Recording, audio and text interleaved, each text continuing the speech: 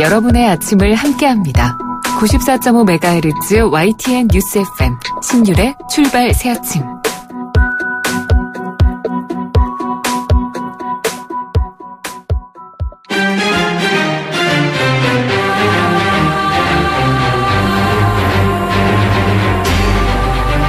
매일 아침을 뉴스로 깨웁니다. 신율의 출발 새아침.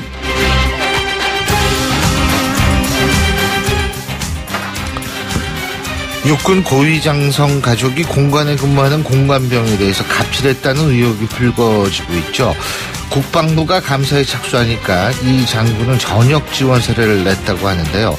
만약 이런 의혹이 사실이라면 공관병을 조선시대에 있을 법한 자신들의 하인으로 생각한 것은 아닌지 심히 의심스럽습니다. 지금 국방부는 아예 공관병 제도를 폐지하겠다는 입장인 것으로 알려지고 있는데, 중요한 것은 이들 공관병은 신성한 국방의 의무를 위해 군에 입대한 누군가의 아들이란 사실입니다. 그러니까 장성 가족들의 뒤치다거리하기 위해서 군에 입대한 존재는 아니라는 건데요.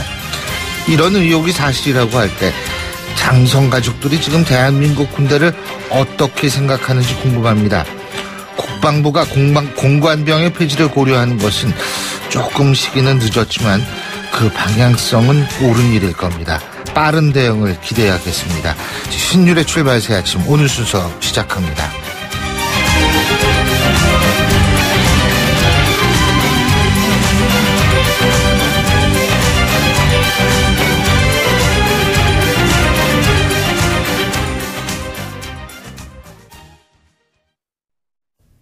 YTN 라디오 신율의 출발 새아침.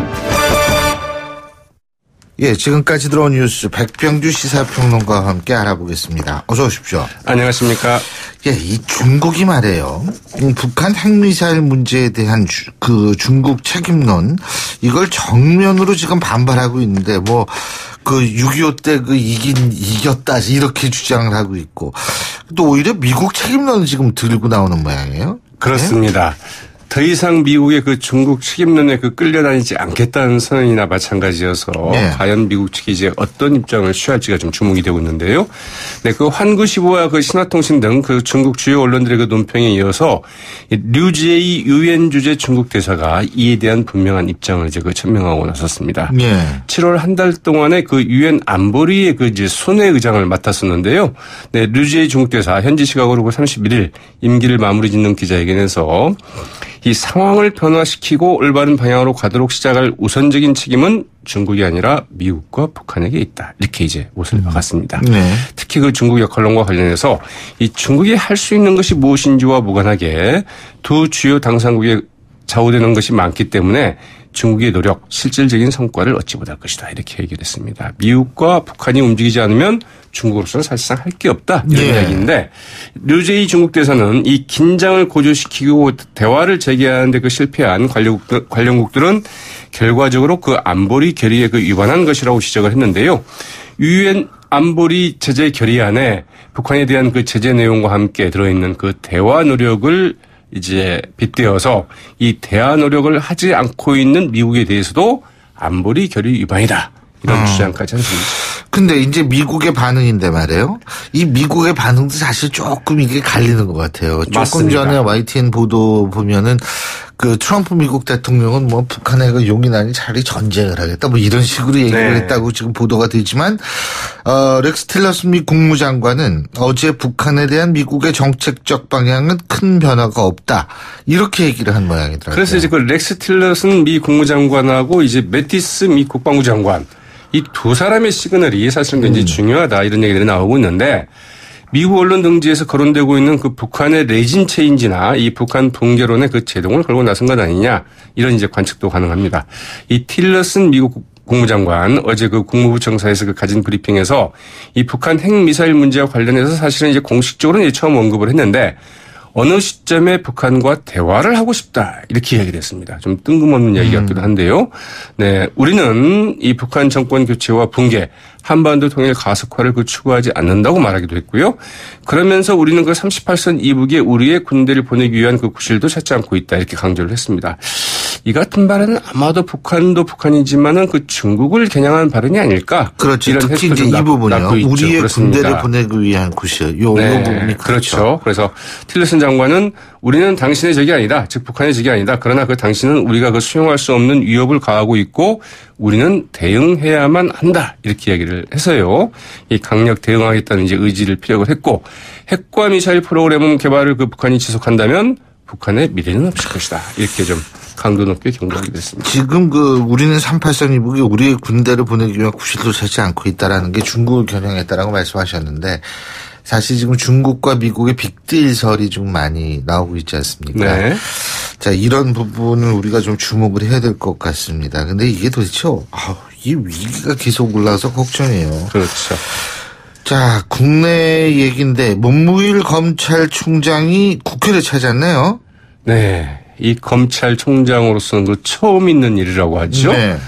지난달 28일 그 이철성 그 경찰청장을 그 깜짝 방문한 후에 어제는 그 국회를 찾아서 그 여야 지도부와 만났는데요.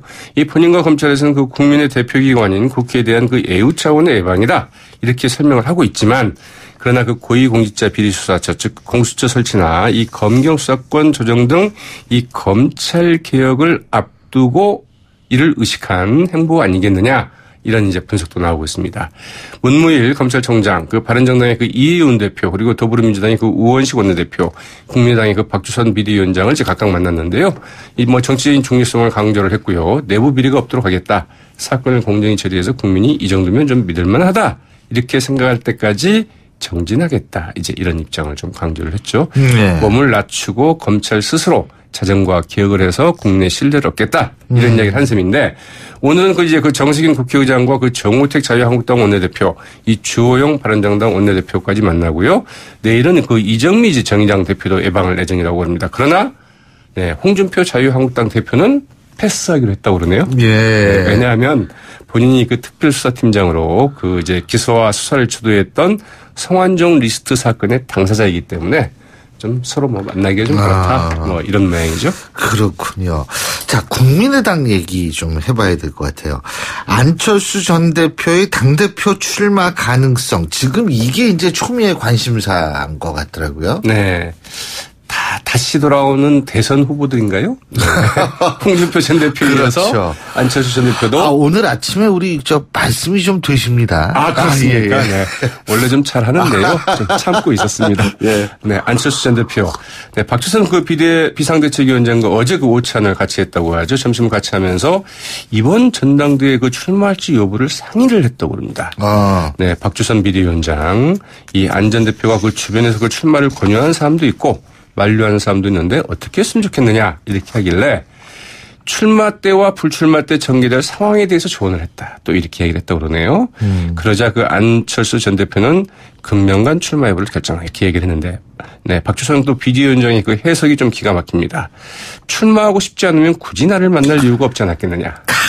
이 호남의 3대 천재다운 얘기네요. 이게 진짜 맞는 얘기예요. 예, 예. 네. 앞서 이제 그 사선의 그 정동영 의원이 그 당대표 선거 출마를 선언을 했고요. 예. 어제는 이제 또 육선 중진 그 천정배 의원이 이게 누가 만든 당인데, 그냥 보고 둘 수 없다. 이러면서 역시 출발 공식 선언을 했죠. 그리고 네, 이제 새정치민주연합 안 전 대표와 그 공동대표를 했던 김한길 전 의원, 재선의 그 이원주 의원, 문병호 전 최고위원 등도 대표 출마 생각이 있긴 있는 모양인데, 이제 상당히 좀 변수가 하나 생겼다고. 근데 이제 안철수 전 대표가 만약에 당대표 선거에 출마를 하게 된다면 지금 말씀하신 김한길 전 의원, 이현주 의원, 문병호 전 최고위원은 아마 접을 겁니다. 출마를. 그렇다고 봐야 되겠죠. 예, 그리고 네. 방향을 딴 데로 틀겠죠. 네. 최고위원 출마라든지 이런 그렇죠. 쪽으로. 예, 그리고 아까 이 문무일 검찰총장이 패스한 우리 자유한국당의 홍준표 대표는 이 바른정당을 또 이 첩에 비유해서 논란이 되고 있는데 이 첩이라는 단어 이게 참 21세기에 맞지 않는 단어인데. 근데 홍준표 대표와는 어울리는 단어이기도 하죠. 네. 아무튼 가까이 하기엔 너무 먼 당신일 수도 있겠는데요. 예. 바른정당의 그 이혜훈 대표, 그 자유한국당 그 홍준표 대표가 그 바른정당을 겨냥해서 첩은 첩일 뿐이다. 이렇게 얘기한 데 대해서 그분 수준에 대해서 할 말이 없다. 이렇게 쏘아붙였고요. 언급할 필요가 없다면서도 첫 문화라든지 그 전 근대적인 여성을 비하하는 그 인식을 아직도 버리지 못한 것에 대해서 지극히 유감이다. 18, 19세기도 아니고 아직도 처첩을 이야기하는 분이라면 어떻게 하느냐? 예. 할 말이 없다. 이렇게 얘기를 했다고 그러네요. 근데 이제 이 발언, 본처가 될 수 없다. 이 얘기가, 이 바른정당과의 통합론을 반박하면서 나온 거죠? 네. 어제 오전 자신의 페이스북에 이 조선일보 김대중 주필에 이제 조선일보에 썼죠. 이른바 홍준표 론에 조목조목 반박하는 글을 올리면서 이제 언급한 내용인데요. 김대중 주필이 바른정당과의 통합이 필요한데 그러지 않고 있다는 지적에 대해서 국민들이 내년 지방선거에서 우파 진영 통합을 자연스럽게 해줄 것을 굳게 믿고 있다. 채비 아무리 본처라고 우겨본들 처분처일 뿐이다. 이렇게 이야기를 했다고 하죠. 예. 근데 이 조선시대 얘기는 좀 그만했으면 좋겠어요. 네. 자, 이런 부분들이 이제 공당의 대표가 얘기를 하고 있는 현실. 제1야당이요, 그것도. 그렇죠. 네. 네. 오늘 말씀 여기까지 듣겠습니다. 고맙습니다. 네, 고맙습니다. 예, 지금까지 백병규 시사평론가였습니다.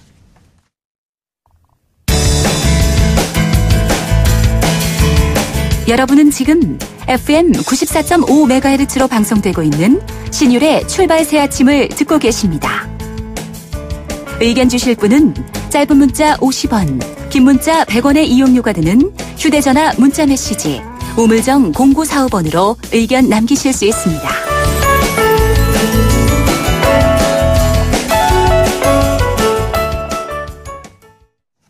지난 금요일 밤이었죠. 급작스럽게 이루어졌던 북한의 ICBM 발사로 우리뿐 아니라 전 세계적으로 북한 이슈가 초미의 관심사로 떠오르고 있습니다. 문재인 정부의 대북 정책 기조를 바꿔야 하는 것 아니냐, 또 국제사회에서 우리 정부가 어떤 역할을 할 수 있을지, 이런 부분에 관심이 갈 수밖에 없는데요. 이런 가운데 육자회담 재개 필요성을 주장하는 목소리도 나왔죠. 그래서 오늘 이 시간 북해 육자회담의 한국 측 초대 수석대표로 지낸 더불어민주당 이수혁 의원 전화 연결해서 현재 상황 어떻게 보고 있는지 입장 직접 들어보겠습니다. 이 의원님 안녕하세요. 예, 안녕하십니까? 예. 자, 지금 대화의 문은 열어놓는다. 이거는 사실 당론적으로는 당연한 얘기죠. 예. 근데 이제 문제는 이게 현실성이 있느냐 하는 거거든요. 그죠? 예. 정책이라는 건 현실성에 기초해야 되는 것 아니냐, 이런 얘기도 나오는데, 예. 우리 이수혁 의원께서는 어떻게 보고 계십니까? 요즘의 상황이 워낙, 긴박하게 돌아가고, 국민들도 불안해하고, 또 국제사회 전체도 또 불안해하고 있는 이런 가운데 어떤 정책을 취해야 되느냐, 참 곤혹스러운 상황에 놓여 있는 것 같습니다. 보통 이제 우리가 지금 앵커께서 말씀하신 대로 대화냐 제재냐, 또 대화와 제재의 병행 이 문제에 관해 가지고 설왕설래 또는 비판적 또는 불가피성 등을 주장을 하고 있는데요. 지금은 이 패러다임을 바꿔야 되는 거 아니냐 하는 그러한 면에 더 우리가 관심을 가져야 될 것 같습니다.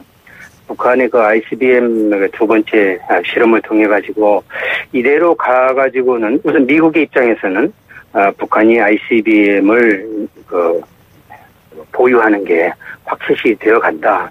이런 상황에서 이 본토를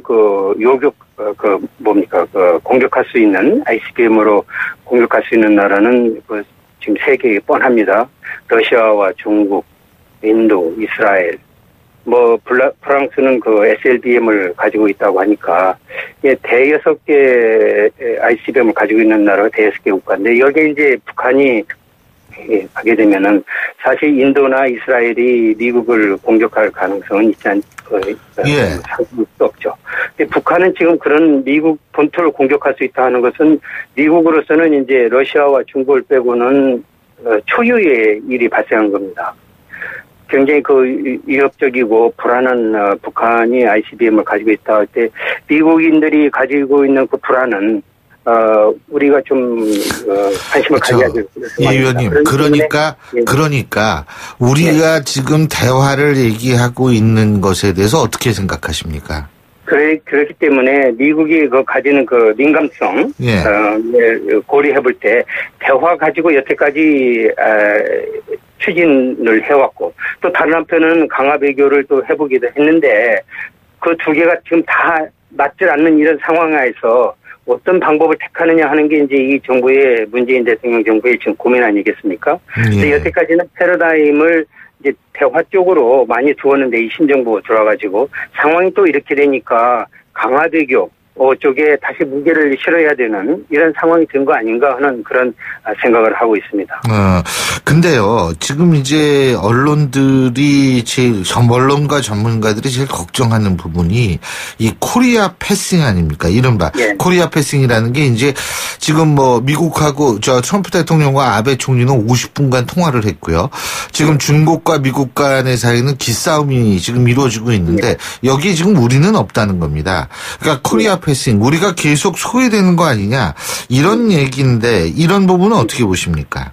이 문제를 아까 그래서 제가 좀 길게 미국이 지금 불안해하는 그 민감성, 민감도 이것이 지금 굉장히 달라졌기 때문에 미국이 안보가 위태로워진다 하는 것을 볼 때는 아무래도 한반도가 나만이 한국이 안보 불안이다 하는 측면보다는 더 증폭돼 버리는 거 아니겠습니까? 미국이 입장에서는 자국의 이익의 문제니까, 안보의 문제니까.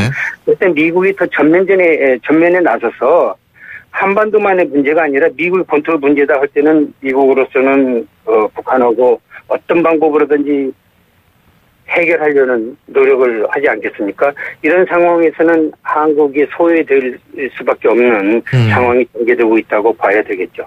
그러니까 코리아 패싱이라는 것이 실제로 일어날 수 있다 이 말씀이신데요.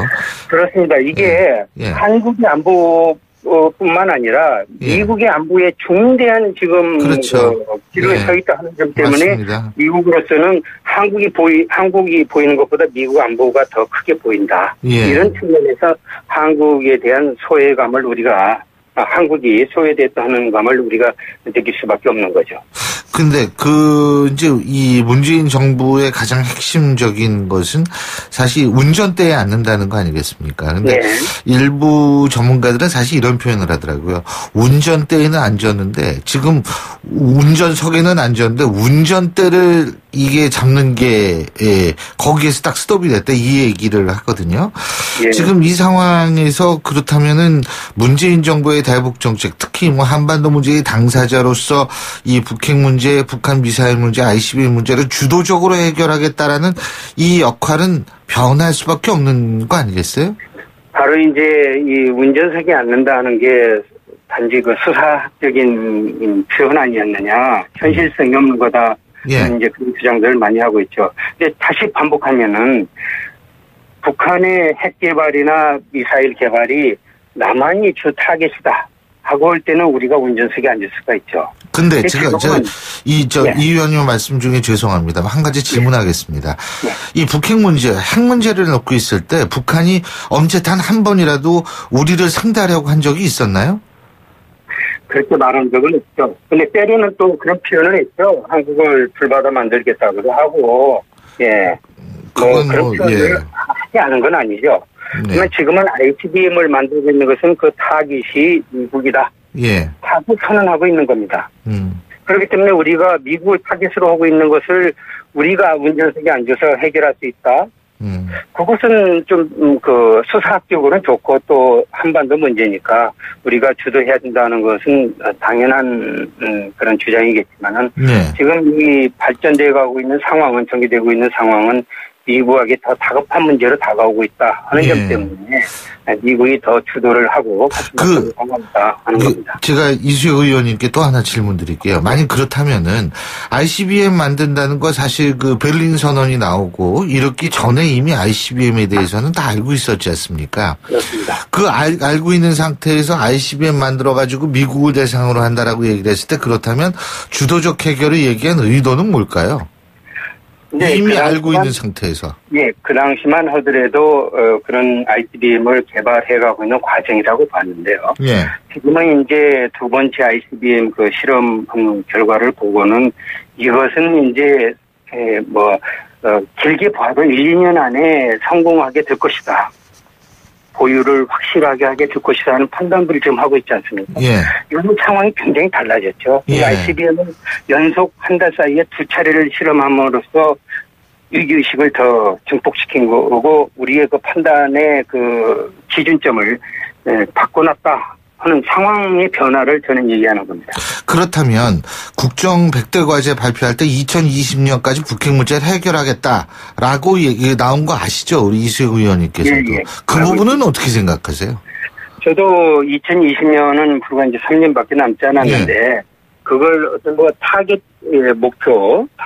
목표의 연도로 했지 그게 실현 가능성이 있다고 생각해서 한 것은 아니라고 봅니다. 근데 목표라는 것도 좀 그 실현 가능성을 어느 정도는 고려해야 되는 건 아닌가라는 얘기도 있던데요. 저도 그 점에 있어서는 그 연도를 그렇게 너무 짧은 시간 안에 지금 핵 문제가 25년이 됐는데 3년 안에 해결이 가능하다고 본 것은 목표치치고는 너무 짧게 보았고 그런 거 아닌가 하는 그런 생각을 했습니다. 이수혁 의원께서는 육자회담 초대 수석 대표도 지내셨고 이 북핵 문제에 있어서는 사실 필드에서 누구보다도 오래 뛴 전문가 아니시겠습니까? 그죠? 근데 제가 좀 여쭤보는 게 지금 육자회담을 재가동해야 된다는 게 현실성이 있다고 보십니까? 예를 들자면은 미국의 유엔 주재 대사 같은 경우에는 이제 대화는 지나갔다 지금 이런 얘기가 나오고 있는데 어떻게 보세요? 지금 주 유엔 미국 대사가 이제 대화의 시기는 아니다. 이제 하는 것은 이제 안전보장이사회를 두고 한 얘기라 생각해요. 안전보장이사회가 대북 제재 결의안을 더 이상 강화되는 것을 추진하기에는 러시아와 중국의 반발 때문에 여의치 않고 그럴 바에야 미국의 독자적 제재 또는 미국을 동조하고 있는 일본 또는 한국 등의 그 독자 제재를 추진하는 게 더 이성적이고 현실성이 있다 해서 그런 차원에서 한 거고요. 육자회담 자체를 할 필요도 없다고 그런 의미는 아니라고 생각됩니다. 육자회담의 효용성은 국제사회가 북한 핵 문제를 해결하려고 하는 집약된 의견이 표출되는 것이기 때문에 육자회담 틀 안에서 이제 미북 간에 또는 남북 간에 양자회담들이 열리게 되고 하니까 육자회담의 그 국제적 다자적 이 협상치는 유지해야 된다고 보고 아마 회담이 열리면은 육자회담이 그 틀 안에서 근본적인 해결책을 찾아야 되지 않을까 그런 생각을 하고 있습니다. 그게 유일한 지금 가능한 이 방법이다 이 말씀이신 걸로 이해해도 되겠습니까? 과거에 육자회담 만들 때도 여러 고민을 했어요. 4자회담으로 하느냐, 3자회담 하느냐, 심지어는 8자회담까지도 생각을 했습니다. 8자는 누구죠? EU하고 오스트레일리아까지 포함하는 6자회담. 그러니까 이게 국제사회의 국제적 이슈이기 때문에 이게 남북한, 미국 세 나라만 해서 될 문제가 아니다는 국제사회의 위기감이라고 그럴까? 그런 것이 이제 표출되었던 것이죠. 근데 지금 미국의 입장에서 아까 이수혁 의원께서도 말씀을 하셨습니다만 미국은 이제 이런 생각도 할 수 있을 것 같아요. 북한이 이 북한의 위협 때문에 서울의 안전을 택하느냐, 로스앤젤레스의 안전을 택하느냐, 이렇게 상황이 전개되는 것도, 상당히 이 예상을 할 수 있고, 그래서 그 전에 북한의 어떤 ICBM이나 이런 걸 막으려고 할 가능성이 있는 거 아닙니까? 그렇습니다. 그 ICBM은 그냥 일반 중거리 미사일하고 성격이 다르지 않습니까? 아까도 말씀드렸는데 미국을 타겟을 하는 그런 미사일이기 때문에 지금 미국 입장에서는 서울도 중요하죠. 하지만 발벗고 이제 나서야 될 상황입니다. 워싱턴, 뉴욕, 로스앤젤레스가 타겟이 된다고 할 때는 상황이 완전히 달라진 것이죠. 미국의 관심도가. 그렇기 때문에 지금 이 어려움을 우리도 겪고 있고 현 정부도 그래서 어려움을 겪고 있고 그리고 우리 서로 착각한 것 같은 느낌을 느껴서 이제 코리아 커싱이라는 얘기를 나오고 있는 겁니다. 그리고 또 한 가지 육자회담 이전에 지금 미국은 유엔 안보리 차원이라든지 하여간 독자적 제재든지 자꾸 중국을 지금 압박을 하고 있지 않습니까? 그죠? 근데 어떻게 중국이 움직일 거라고 보세요? 아니면 러시아가 움직일 거라고 보십니까?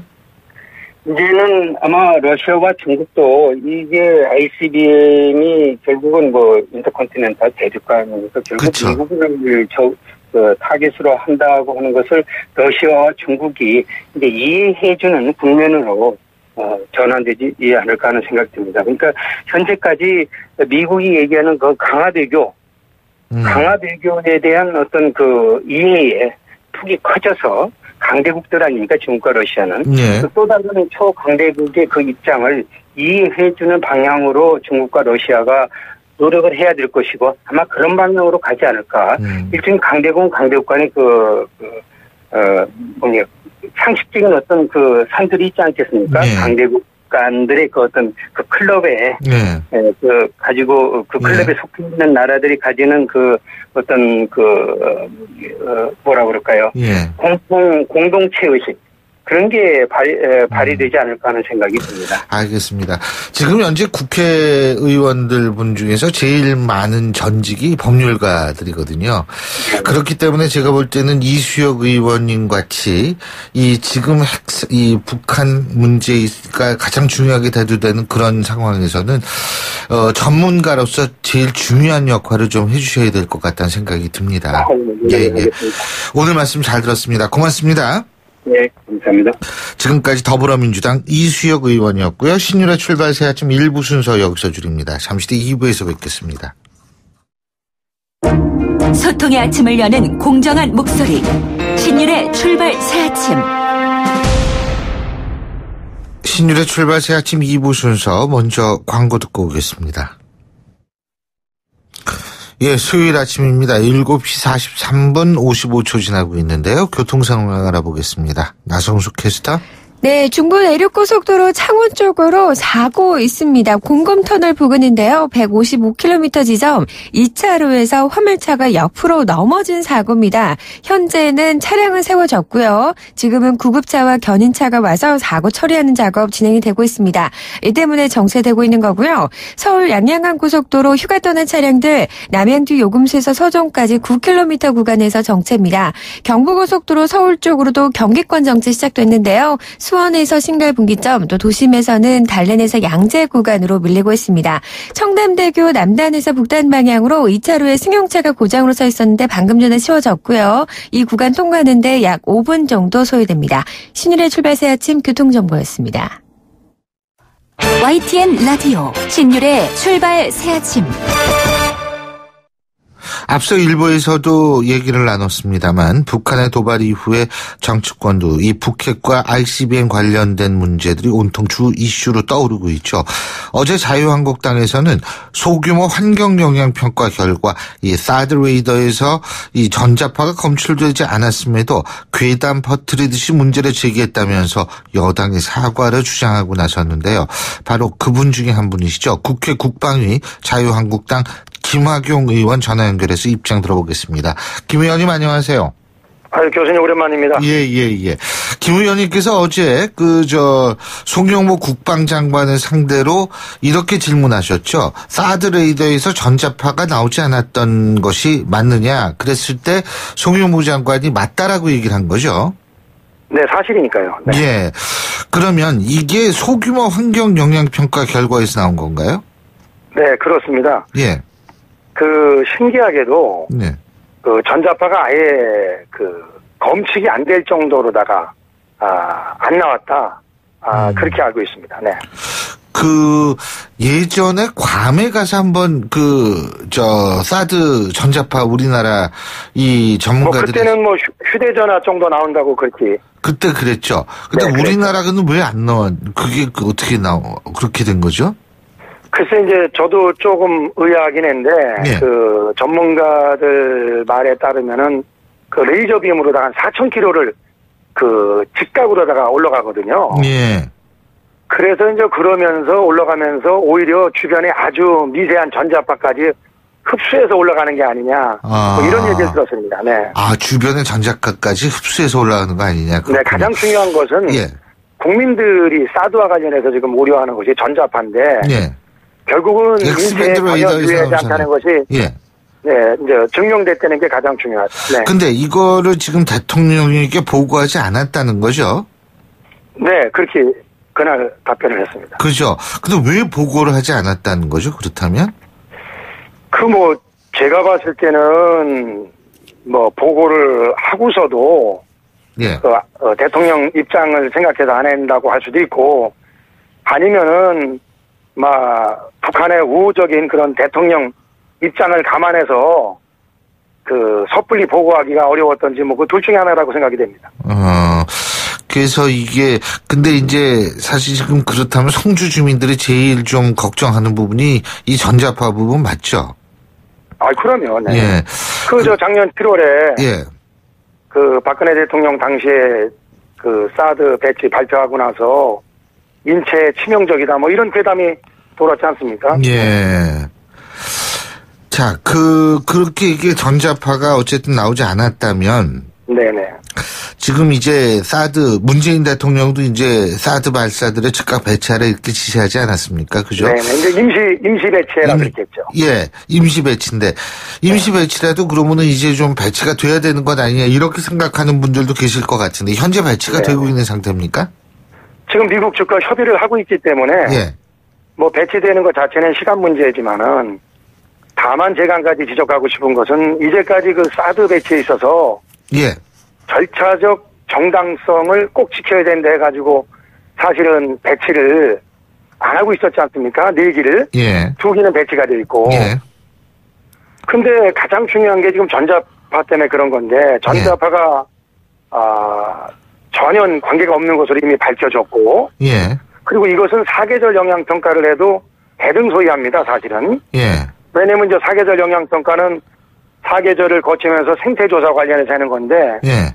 그 해당 부지는 이미 롯데에서 골프장 건설 시에 다 환경영향평가를 거친 지역이거든요. 예. 그렇기 때문에 실질적으로는 바로 배치를 하면은, 그리고 현행 지금 환경영향평가법에서도 이런 경우 제외할 수 있게끔 법적인 조항이 있거든요. 예. 그러면은 어차피 배치할 거면 지금 배치하면은 중국과의 관계도 그 길게 안 가고, 예. 또 미국 입장에서도 상당히 좋아하고, 예. 어쩌면 1년 뒤로 미루는 것 자체가 성주 국민이나 국민들에게 오히려 공론만 불련시키지 결과가 달라지지도 않는데 굳이 그걸 임시 배치라는 표현을 써가지고 미국도 서운하고 중국도 서운하고 성주 국민도 서운하고 또 국민도 서운한 이런 것은 저는 옳지 않고 차라리 사드가 정말 꼭 대한민국에 필요하고 지금 반드시 배치를 해야만 하는 그런 위급한 상황이다. 이렇게 국민들에게 말씀을 드리고 예. 완전 배치를 하는 것이 저는 이런 여러 가지 그 사드에 관한 이런저런 이야기들을 종식시킬 수 있는 그런 일이라고 생각이 됩니다. 자, 어제 말이에요. 어쨌든 지금 국방부는 이 전자파가 나오지 않았던 사실을 알고 있었다. 그죠? 하지만 네. 대통령에겐 보고하지 않았다. 이건데, 이제, 이 상황인데요. 사실 말이 안 되는 얘기죠. 왜냐면은, 예. 이게 무슨 전자파 나오고 안 나오는 게 군사 비밀도 아니고, 국민들이 다 그거에 대해서 관심을 가지고 있으면은, 예. 오히려 사실은 저는 그 용역 결과가 나오기 전에라도 예. 해당 부분에 대해서 조사가 나왔으면은 신속하게 대통령께 보고하고 국민들에게 소상히 그 부분에 대해서 그 말씀드리는 것이 저는 맞다고 생각이 됩니다. 근데 이제 잘못하고 있다고 생각합니다. 국방부는 환경부하고 이게 완전히 얘기가 끝나기 전에는 말이 안 되는 얘기죠. 그게 예. 팩트가 중요한 건데 예, 그 환경부랑 협의를 하면 팩트가 변하는 건 아니지 않습니까? 그렇죠. 예. 그건 제가 봤을 때 좀 안 맞는 얘기라고 생각이 됩니다. 자, 국방위 어제 말이에요. 지금 네네. 8월 6일서 계속 나오고 있고 국민들 많이 불안하고 미국 선제 타격론도 지금 나오고 있는데 정부는 지금 이 상황을 어떻게 판단하고 있던가요? 뭐 정부는 솔직한 얘기로 그날 장관 답변을 들어봐도 네. 뭐랄까요 좀 위협을 느낀다고 판단하지 않는 것 같습니다. 근데 저는 사실은 진짜 8월에 위기가 올지 안 올지는 모르지만, 예. 아니한 안 보고 싶은 문제가 있다고 생각이 됩니다. 예. 무슨 얘기냐면은, 사실은 과잉 대응도 문제지만 과소평가가 더 문제거든요. 이 전쟁에 있어서는요. 네. 과거에 우리가 조선시대 때 아시는 것처럼 병자호란 때도 청나라, 그거 아무것도 아니다에다가 남한산성으로다가 피해가고 또 삼전도에서 그런 굴욕을 겪었고 예. 임진왜란 때도 뭐 일본을 외구라고 깔보면서 우리 상대가 안 된다 해다가 결국은 그렇게 국가적으로 큰 위기를 겪었지 않습니까? 예. 이런 역사적인 과오를 다시 되풀이해서는 안 된다.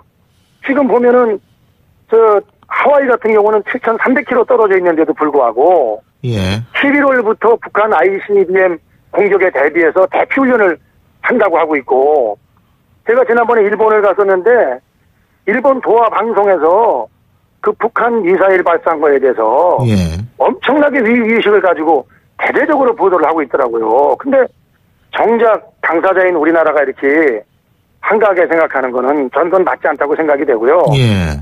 제가 그저께 상임위 질의에서도 말씀을 드렸습니다마는 작년 1월에서부터 저희가 그 소위 군 경계태세를 1단계로 유지에다가 예. 금년에 슬쩍 저 대통령 탄핵 정국 때 2단계로다가 내리더니 예. 문재인 대통령 취임한 5월서부터는 평시 상황에 내려지는 3단계로다가 그러니까 경계태세를 해제됐거든요. 그러면은 대통령 취임해가지고 7번 북한에서 미사일 발사를 했는데 그동안에 사실은 경계태세가 평시 수준으로다가 대처를 했다. 예. 이거는 저는 사실 뭐 일이 있고 없고를 떠나서 대단히 이거는 잘못된 대응이다. 군 장병들의 안보 태세를 무장해제시킨 거와 마찬가지다. 저는 그런 생각을 가지고 있습니다. 지금 무장 말씀하셨는데 저희가 네네. 일부에서 그 육자회담 수석 대표를 지낸 더불어민주당 이수혁 의원과 인터뷰를 했는데 거기에서 이수혁 의원이 코리아 패싱은 현실이다 이 얘기를 했거든요. 그러니까 그분이 그런 얘기를 다 했어요? 예, 예. 근데 사실 현실화되고 있는 거죠, 지금. 근데 그게 이제 어쩔 수가 없다라는 겁니다. 지금 ICBM 때문에. 그 이수혁 의원 입장에선. 자, 근데 지금 그래서 제가 여쭤보는 게 간단하게 우리나라의 독자적 핵무장에 대해서 미국 언론이 지적을 하고 있는데 이 부분은 어떻게 보십니까? 솔직한 얘기로 여건이 변했습니다. 옛날에는 예. 북한이 주머니에 총이 있으니까 니들 꼼짝 마라 했어도 예. 그 총이 성능도 좋지 않았고 예. 총알이 있는지 없는지도 몰랐지만 예. 지금은 이제는 정말 북한이 네. 미국도 신경을 써야 될 정도로다가 예. 거의 그 핵무기라던가 예. 또 대륙간 탄도 미사일이 예. 현실화 단계에 이뤘다. 예. 그렇기 때문에 예. 이열치열이라는 말도 있습니다마는 예. 북의 핵을 막을 수 있는 것은 역시 예. 우리도 핵을 보유해야 된다. 알겠습니다. 저는 그렇게 생각이 됩니다. 근데 다만 예. 우리가 핵 보유하는 예. 것 자체가 쉽지 않은 문제이기 때문에 예. 핵 잠수함을 도입한다거나 아니면 전술핵을 예. 대배치하는 거. 알겠습니다. 이것은 저는 반드시 이루어져야지만 실질적인 대화가 되지. 예. 이렇게 비대칭 전력이 완전히 차이가 나는 상태에서 예. 어떠한 알겠습니다. 말이나 설득도 불가능하다고 생각이 됩니다. 자, 오늘 말씀 여기까지 듣겠습니다. 고맙습니다. 네, 감사합니다. 예, 지금까지 자유한국당 김학용 의원이었습니다. 신율의 출발 새 아침 2부 여기서 줄이고요. 8시 10분 3부에서 뵙겠습니다.